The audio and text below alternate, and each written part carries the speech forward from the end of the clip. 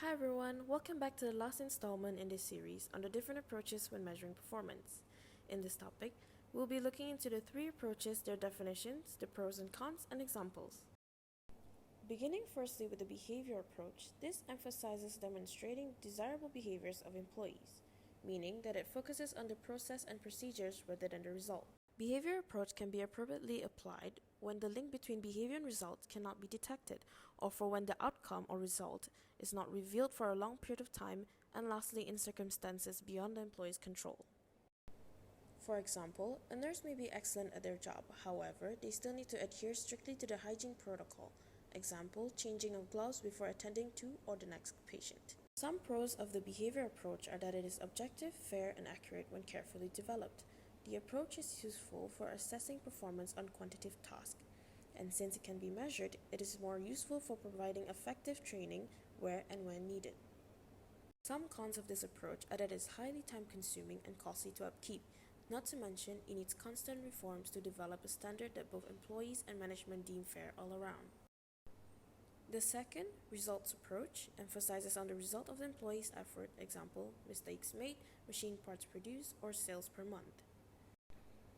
Results approach can be appropriately applied when there are several ways to achieve those objectives and where workers can be self-supervised, and for when workers are showing improvement, and it can be used as an incentive to keep growing in their respective skill set. For example, salespeople can use many different approaches to making sales. However, not all ways are needed by each individual. The results approach allows knowledgeable employees to use their information and resources to obtain the desired performance in more than one ways. Some pros of the results approach are that it is easily measured and is less time-consuming to upkeep. Some cons, however, is that it only collects short-term data, and employee may only focus on measured tasks that leads them to neglect other tasks and duties.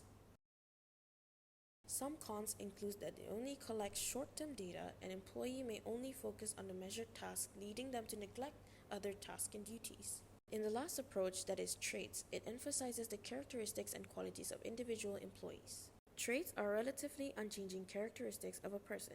It is used in instances that an organization goes through a major structural change or are hiring for a position in top management. For example, in hiring a top management position, assessors look for skills such as critical thinking, analytical skills, and leadership aside from experience and qualification.